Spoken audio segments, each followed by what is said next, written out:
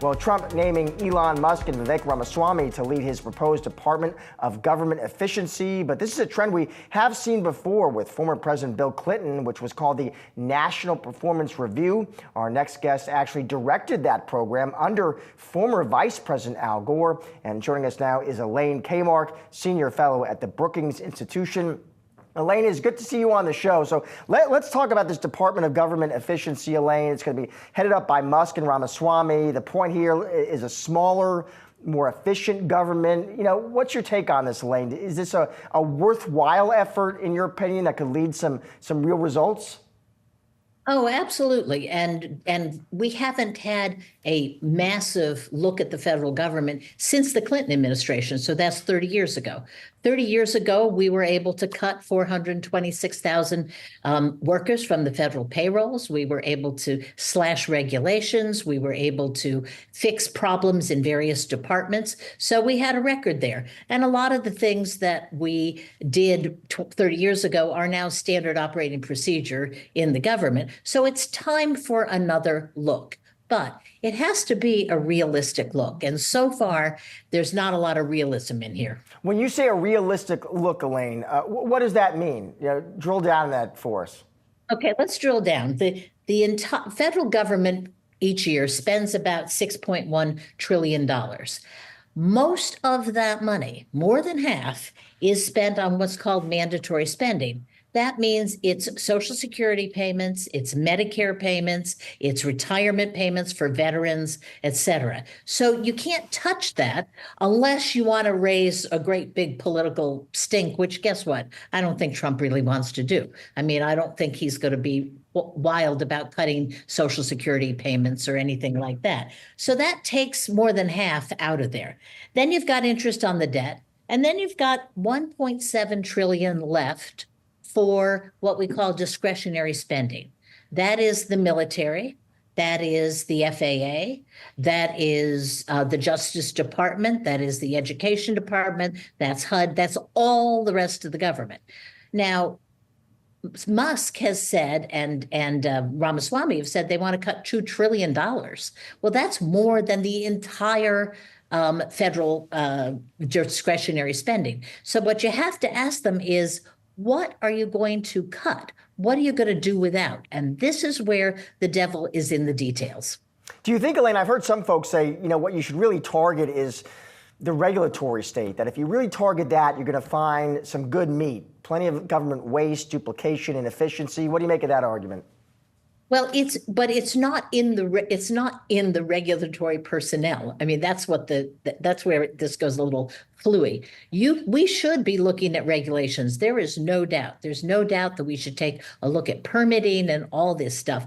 But that doesn't cut bureaucrats. That doesn't save money. The number of people who are involved in administering the regulatory state is really small. It's bupkis compared to the money that's in the federal government.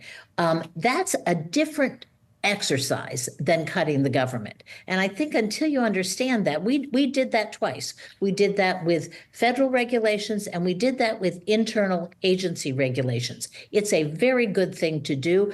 They did a little of this in the Bush administration. They did some of this in the Obama administration. So it's a very good thing to do, but it doesn't save you $2 trillion, and it doesn't cut 80% of the workforce. Well, I'm with you, Elaine. We don't want bupkis, Elaine. I mean, that's not going to cut it for anybody. Hopefully we're going to get more of that. Let me ask, there was some interesting sort of news today about the U.S. tax code. I don't know if you saw that. And in fact, the Department of Government Efficiency actually posted on X a couple of days ago about the U.S. tax code, Elaine. They were saying it's too complex. Americans are spending too much time preparing and filling out their taxes this year. Is that the kind of thing where, hey, maybe some smart people get together and you could see greater efficiency there? Oh, absolutely. I mean, you can. And we did a lot of that 30 years ago. 30 years ago, guess what? You couldn't file your taxes online. Okay, so we did a lot of that, and now that's standard operating procedure for most people.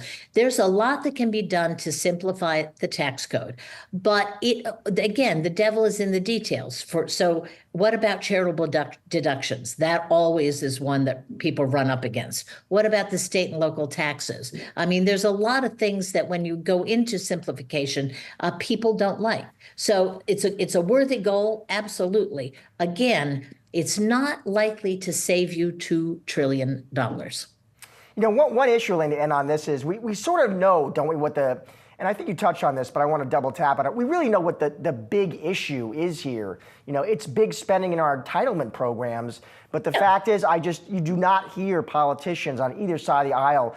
In fact, Trump said, we're not going to touch Social Security. We're not going to touch Medicare. I mean, and that's the issue, right? Until you really begin to address that, I'm not sure how much you're really addressing the fundamental problems here with our fiscal challenges.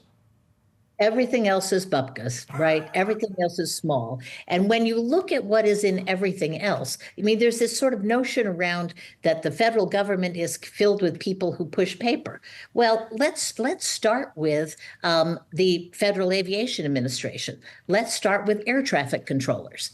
There's about 1,800 air traffic controllers in the United States now. They land our planes safely and let our planes take off without crashing into each other. Do you really want to cut the number of air traffic controllers? I don't think so, because you do that and all of a sudden the flights get canceled, flights are late, people are furious at you. I mean, we've seen that movie before. Look at the number of Border Patrol agents. They're in that discretionary pot. There's about 19,000 of them.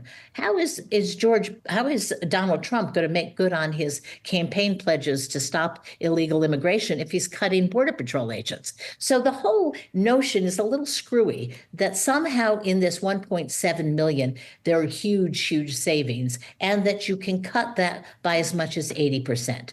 You can't. And I'll quote a former congressman here, Barney Frank from Boston, who said, "The fat in the federal government is like the fat in a good piece of steak. It's marbled through the piece. It's not in one place. And if you try to just lop it off, you're going to cut muscle as well as fat."